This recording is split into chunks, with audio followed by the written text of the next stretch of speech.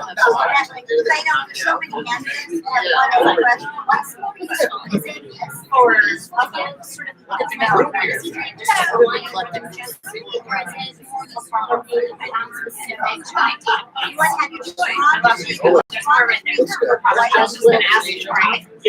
well, tonight's the anniversary. Also, Alright. So you guys, are you kicking things off? Then don't pee. It's gonna keep her on the edge of her seat. It's what happens when you're like, oh, you want me to? I gotta You'll be fine.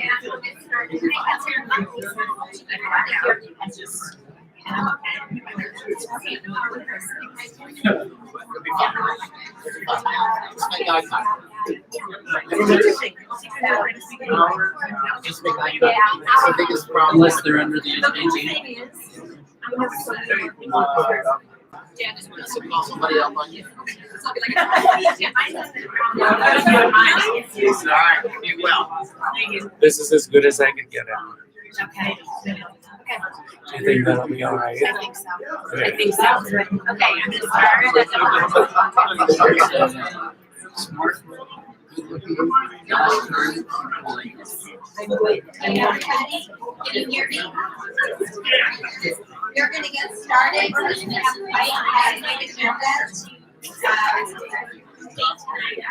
so everyone take a seat. And we're getting started.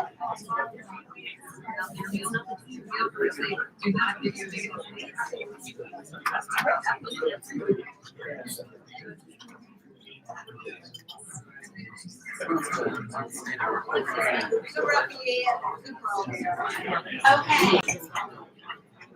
I want to welcome everybody to the 2019 election forum. Can everyone hear me in the back?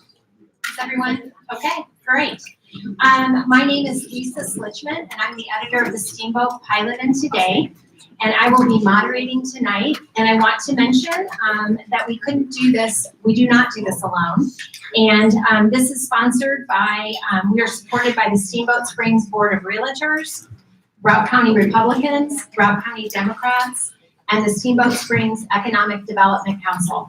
And so I want to thank all of our sponsors. If everyone should do a round of applause, please. And before we begin, I want to invite Jack Dysert up to sing the national anthem. I want y'all to join me. Oh, say, can you see by the dawn's early light what so proudly we hailed as the twilight's last gleaming, whose broad stripes and bright stars through the perilous fight o'er the ramparts we watched were so gallantly streaming, and the rockets went where the bombs bursting in air gave proof through the night that our flag was still there. Oh, say does that star-spangled banner yet wave o'er the land of the free and the home of the brave?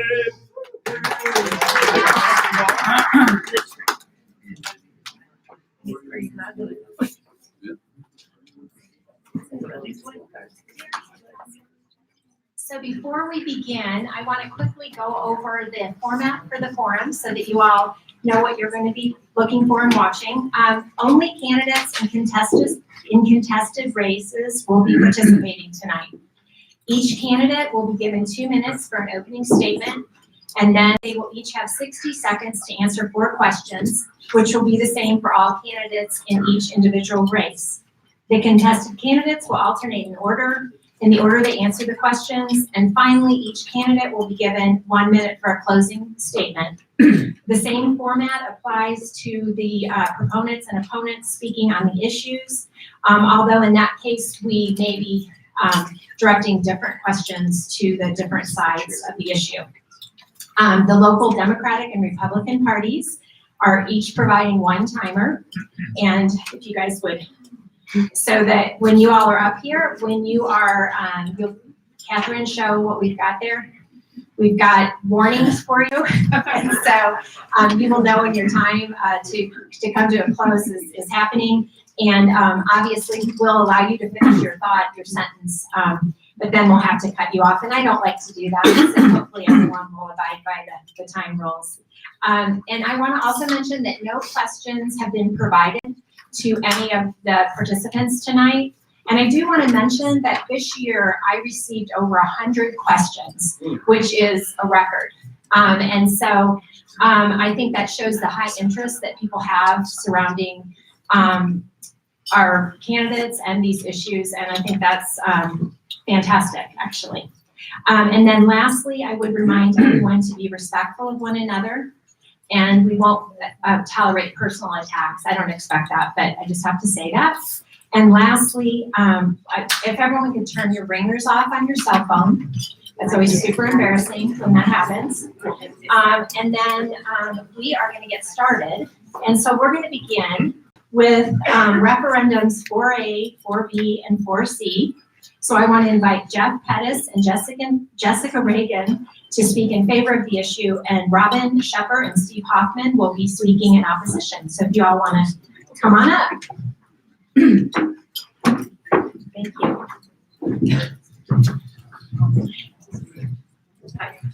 you. And just to remind you all, in case you're wondering what referendums 4A, 4B, and 4C are, 4A is the mill levy to support teacher and staff salary increases, and 4B and 4C are the bond issue for construction of a new school and improvements and additions to existing facilities, plus accompanying operational mill levy.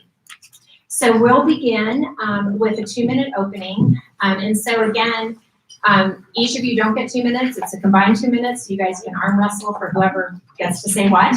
So we'll go ahead and begin with Jeff and Jessica. If you want to do your opening, please. Thank you. Thank you all for being here tonight. We are here, Jeff and I are here because our teachers are struggling in this community. They're struggling to survive in the community that they work in, and they're working multiple jobs to do that. We're here because our schools are outdated. We need to do better. We need to do better for our students and for our staff. And we are at or over capacity in almost all of our buildings right now. So 4A, B, and C support all of those things as one big package, because without all of those things, we cannot do the best that we can for the students of Steamboat Springs. 4A is a mill levy supporting teacher and staff salaries to the district. 4B is a mill levy override to support the building that everyone knows about. 4C is the proposed school in Steamboat 2, which is a pre-K through 8 elementary / middle school that is built to be flexible and change over time. And B is kind of what keeps the lights on in that building. So we're here in support of all of the students and staff in Steamboat Springs. Thank you very much.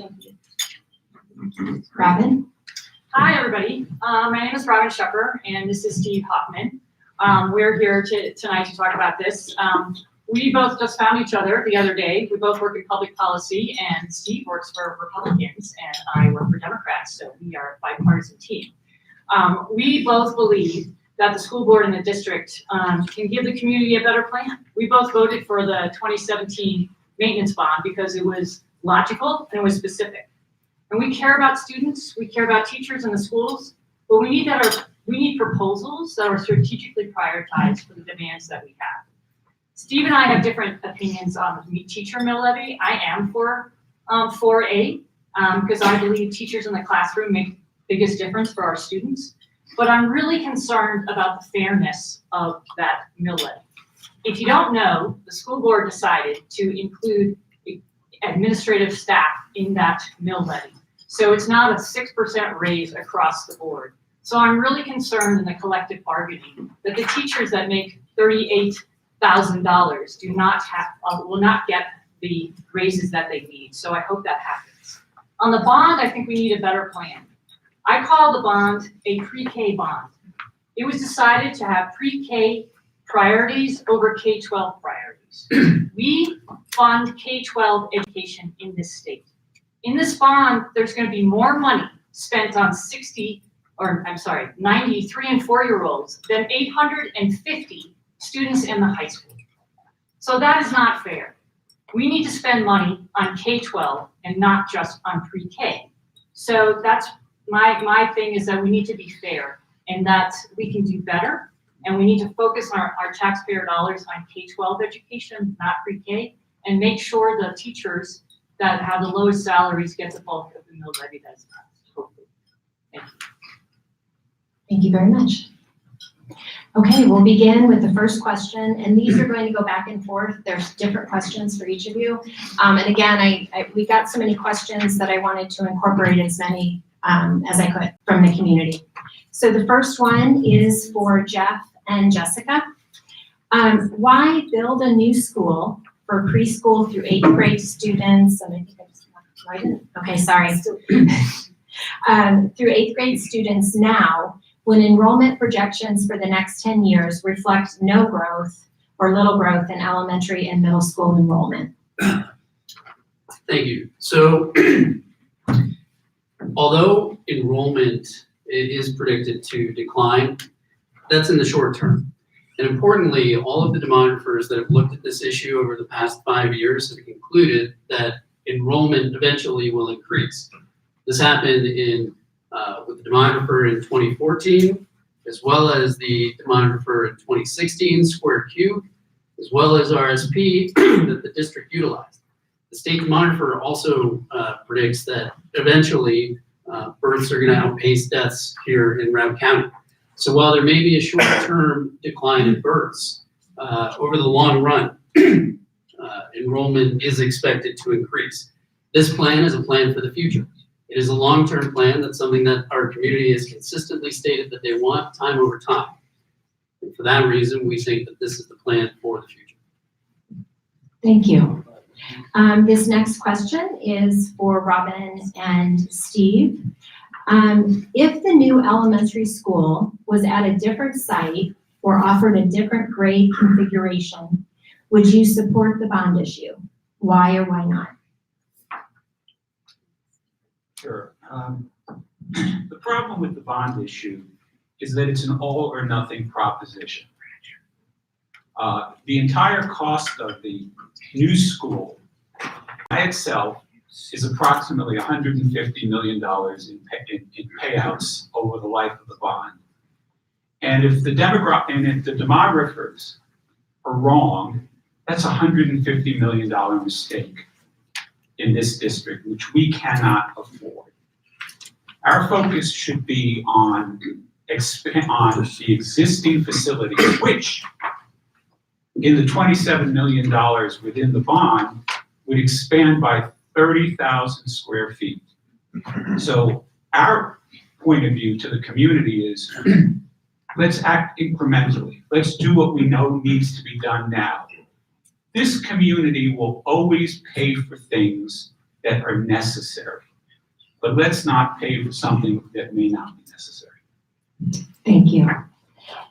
Okay, Jeff and Jessica, why didn't the school district or the school board place the improvements to existing facilities and the new school construction on the ballot as separate issues to give voters a choice?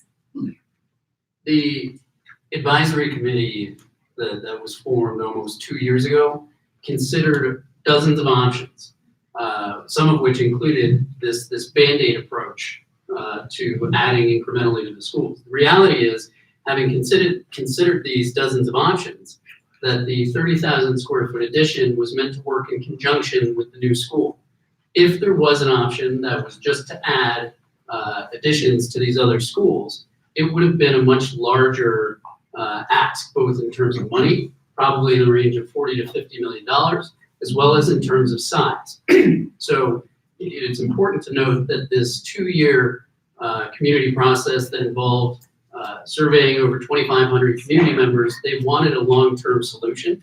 And having considered this piecemeal approach, the committee decided that wasn't the best thing for our community. Thank you. Robin and Steve, and this is probably more Robin, I would think. So you have indicated that you would rather the district add on to existing facilities and wait to build a new school, which was the approach taken with the 2017 bond issue. But as building costs rise year over year, and the district continues to grapple with capacity issues that I think you agree exist, why wait to build a new school? Well, I didn't really say it exactly that way. Okay. So for those of you that don't know me, I have been involved in the schools for over 7 years since I moved here. I served on the Community Committee for Education. I was in the advisory groups, and I was on the District Accountability Committee. I've gone tons of school board meetings. And so I think it's about the demand and what we've heard over and over again. The 10+2 committee that helped pass the bond that expanded the high school in the mid-90s, they are the ones that suggested another pod in the back of the high school. CC4E recommended that to the school board in 2017, and it was rejected. And I tried with others to do it again during this advisory group process. The high school was ignored. So I'm not saying that we don't need to build a school in the future, but I think this town is an incremental town. We have a hard time doing everything at once. So let's take the approach of, let's fix what's broken, like we would do in our house, and then figure out what we need to do after that. Thank you. Okay, and this question is for both of you. Oh, no, it is not. Sorry, back up. This question is again for Jessica and Jeff. How is the issue of overcrowding affecting our students' education? Thank you. Overcrowding has a lot of very significant impacts on our students. I teach at Steamboat Springs Middle School, 6th grade special education. There are various ways from my own personal aspect. I teach in an atrium. I teach in a piece of glass that didn't have heat until 2 years ago. So I packed a bunch of kids in there. And those are our overflow spaces. These are the places where we are trying to get students extra help, where I'm trying to pull students out of class to teach them something or review. Those are the spaces that we are overflowing into and filling up the hallway.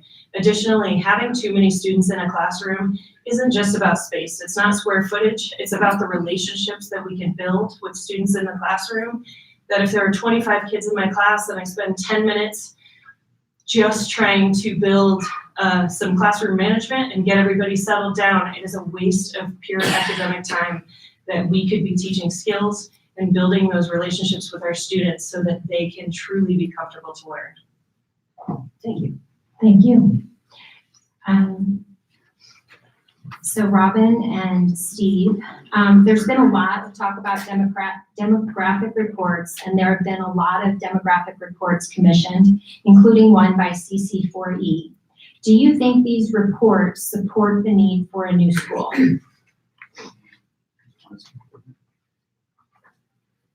I am not a demographic expert. The thing that I know about demography that I learned during CC4E and this last is that demography is a social science, not a science. And every demographer will say you can only predict 5 years out and you can't predict more. So I think it really depends on what strategy that you use and overall strategy. CC4E had a number of recommendations that in different grade configurations that could have worked, but they were not taken into consideration in this last round. So I that could happen, but again, I'm not an expert on this, but my main point is that we need to take an incremental approach. It's not just about what I want, it's what the community will support. And that's the most important. What do voters understand and what will they support? Because it's hard, if things are complicated, difficult to explain, people will vote no. I'm for something that's easy to understand for the voters and that they'll vote yes. Thank you. This question is for both of you, and we'll actually start with, just to change it up a bit, Steve and Robin. What is the long-term, and then ask this of both of you, what is the long-term tax impact of 4B and 4C, the bond issue and accompanying mill levy override on local taxpayers? Well, rather than speak directly to the tax impact, because different taxpayers will be impacted in different ways depending upon their assets and their home ownership, and commercial is different than residential. But I will tell you this, when you look at 4A, B, and C in combination, and you take the full payout of it, it's $224.7 million, which is $47 million more than the 178 million bond that was overwhelmingly defeated in 2015. So and when you take the school, the new school end of it alone, between the construction costs, the payout costs, and then the management costs, that's $150 million for the new school alone over the life of the bond and the payout. And that is virtually unprecedented spending here in the school district. Jeff and Jessica, do you have the same question? Do you want me to repeat it? No, I think I have it, thank you. I'm not a tax expert or an economics expert, much like Mr. Hoffman here. It does cost money. It costs money to borrow money. It's not unlike buying your own house. When you buy a house for $430,000, it ends up being $600,000-$700,000 later on down the line, depending on how much money you take out. What I do know is that right now, construction costs aren't getting any cheaper. They've risen over 10% or more over the past 3-4 years, which is greatly added to the cost, such that had we built this school in 2015, it probably would have cost about $35. Now it's going to be $53.5 million. The tax impact to the community is going to be $17.01 per month for every $500,000 of value. It'll be $70.71 for every $500,000 of value to the commercial property owner. Borrowing money right now is at historic lows, but we believe this is a good investment. Thank you. Okay, final question, and we'll start with Jeff and Jessica. Why should or why shouldn't voters pass a mill levy to increase staff pay outside of the normal budget and collective bargaining process? Thank you, sorry. Outside of the normal budgeting process for the last, I've lived in this district for 12 years, but over the last many years, we have been unable to fund, as a district, we've been unable to fund increases to meet even cost of living. We were behind overall as far as cost of living goes, very significantly. The average cost of living in Steamboat Springs is $60,000 and our starting salary is at $38,000. We're about 55 average in the city, in the school district. So we are so far behind and have not been able to give those increases over time, so that we keep falling further and further behind the cost of living, and we're not catching up repeatedly year after year. Thank you. Okay. Well, Okay. the teacher salaries are about $55,000 a year. The average household income in Steamboat is $65,000 a year, which represents multiple sources of income.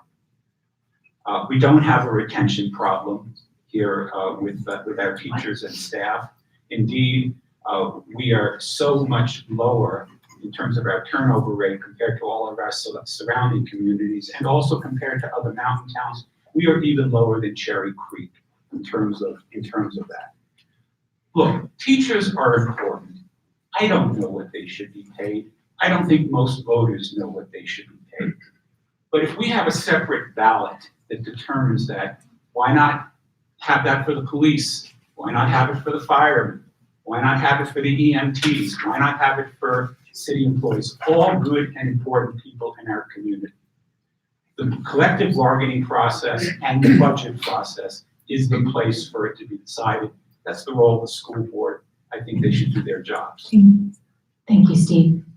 Now it's time for 1 minute closings, and we will start with Steve and Robin and end with Jeff and Jessica.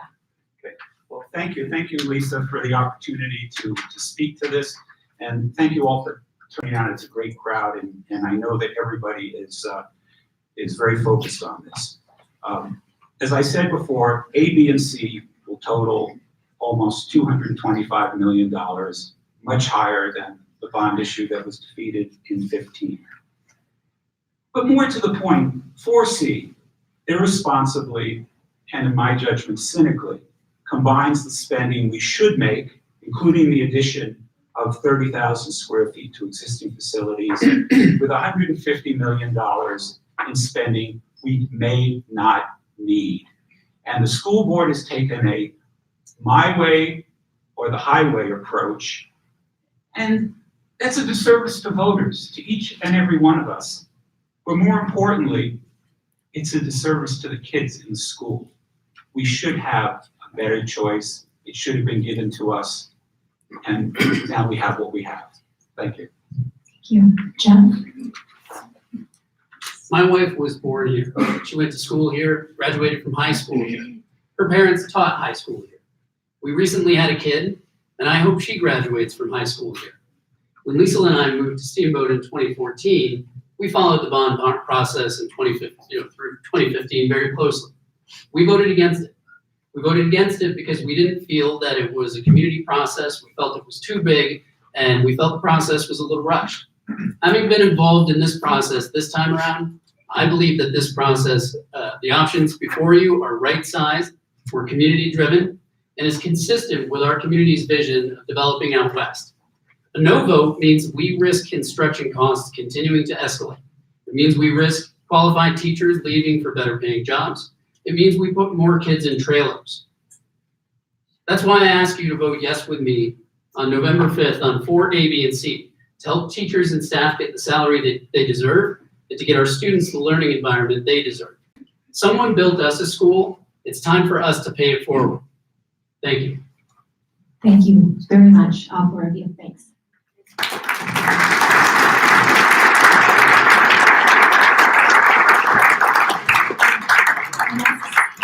Next up will be the candidates for the 2-year term, Cresta Brinkman and Andrew Heppelman.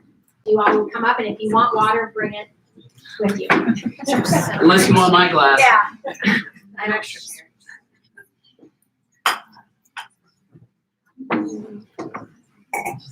I can't go to bed. Okay, fair.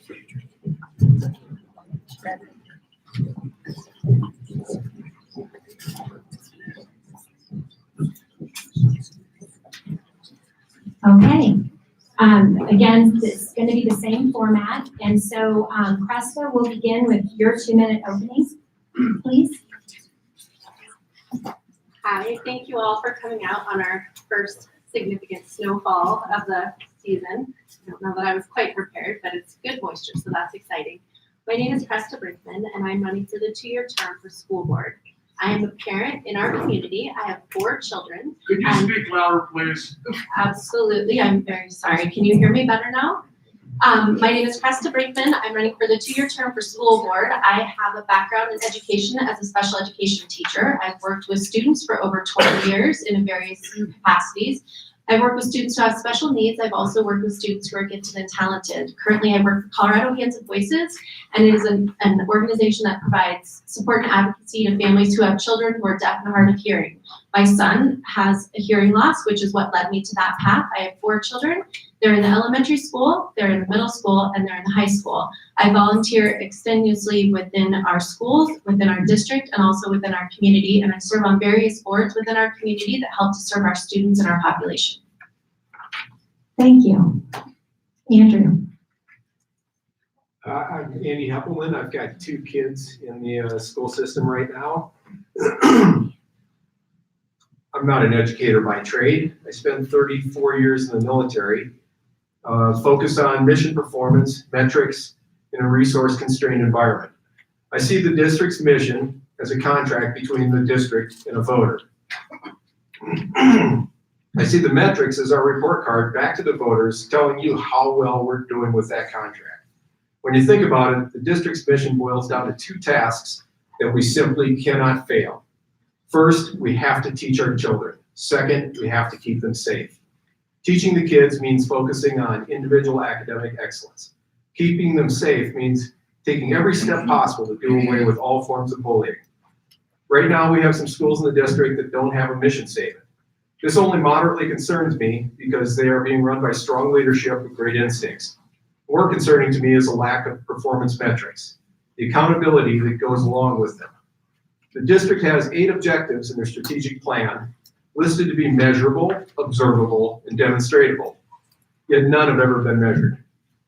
The district is failing at big picture assessments. I went to Aspen's website to see how others are doing it. Their assessments page is capturing all standardized tests, teachers' pay, teacher performance metrics, and progress in their IB program, spanning across years and compared to other Colorado schools as a whole and Aspen's previous performance. Without a clear focus on what's important, it's easy to get distracted and focus time and money on items that aren't value investments. This is a resource-constrained environment, and money matters. It's time for the district to get back to the fundamentals and decide with the voters how we're going to measure the district's focus and performance. This will yield district students graduating as fearless and inspired leaders, physical, mental, and emotionally prepared for the next step in their journey. Thank you. Okay, so we're gonna go back and forth. So we'll start with Andy. And so this, you both have the opportunity to answer the same question. So Andy, what do you believe to be the 3 most important priorities for the school district to ensure a high quality education for all students? Number 1 is paying our teachers. They are absolutely critical to achieving the mission. The teacher is 5 times more important than any other individual in the school system when it comes to learning. Number 2 is the assessments piece, understanding how we're performing, where we're not meeting our needs, and where we are meeting our needs. And number 3 is some incremental growth in district space. There's a lot of initiative out there, and there's times when we just don't have the space to institute some really cool projects that the school is doing. Thank you. Krista, same question to you.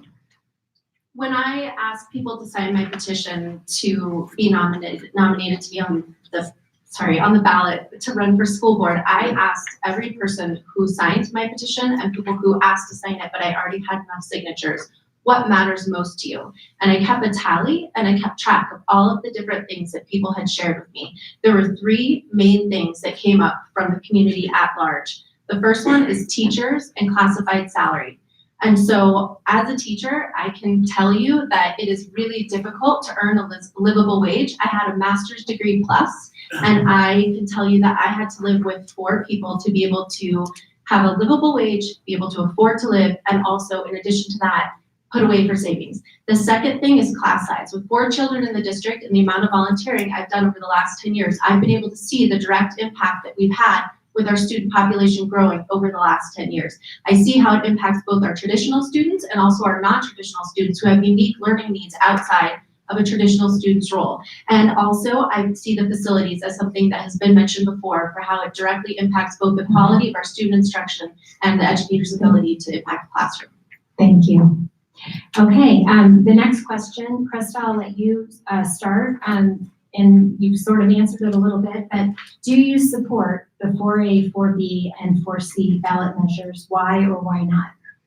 This is a great question. I did anticipate it, and yes, I absolutely do support 4A, 4B, and 4C. Most importantly, because I do also, as somebody who did not vote in favor of the first bond that came around, this time I've seen the amount of friends, family, and community members and the extensive amounts of time and input that they have contributed from a well-rounded composition within our community to be able to give their input and feedback about what we need.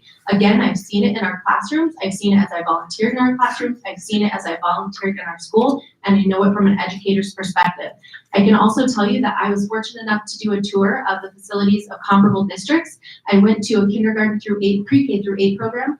I was not a fan. I really did go into it not feeling like that was something I would support. I was in awe of the flow, the structure, the continuity, what it provided for families, what it provided for students, and I feel like it would be a tremendous asset to our students and to our families to have the option for these unique learning opportunities that's the best fit for their children and their students in our community. Thank you. Andy, the same question. Do you support 4A, B, and C? Why or why not? So I struggle with 4A, and the reason I struggle with it is giving a 6%, roughly a 6% raise across the board to every member of the administration. We just hired a superstar principal for Strawberry Park Elementary this summer, and now we're turning around and we're going to offer her a $7,000 raise. And we just hired her 3 months ago. And that $7,000 really needs to go to our teachers who are making $38,000, $39,000. You know, it is true that teachers in this district who are making under $50,000 are struggling. And that's not the kind of teachers that we need in the school. They are the most important people that we need to invest in. I think my time is up. Thank you. Andy, the next question will start with you. And this question is directly from one of our sponsors. The Steamboat Springs Economic Development Council's policy platform calls for the development of a capable, well-qualified workforce. If you are elected, how will you support initiatives that provide and expand workforce competencies, including career and technical training, certificates, mentorships, and career credentials? That's a good question that I hadn't thought of. Krista's going to take some time and take some notes. Sorry. I was like, oh, thank goodness. No, I absolutely feel like it's important. I think we should probably invest in, like I mentioned, some of the incredible projects they're doing. There's one in the high school right now where they've got teachers engineering and building a cement canoe, which is something that's typically done more at the college level, but it's exposing kids to both the construction trades and engineering and kind of teaching them different things that they might be interested in once they walk out the door. Additionally, I think I would support, a lot of the trades. Quite frankly, you can make a great living here in Steamboat, as an apprentice electrician or an apprentice carpenter. And if you don't get exposed to those and kind of, my time's up. Thank you. Thank you. Krista? Okay, so I am very passionate about junior achievement. When I was an educator, my husband and I both participated in junior achievement in the Front Range.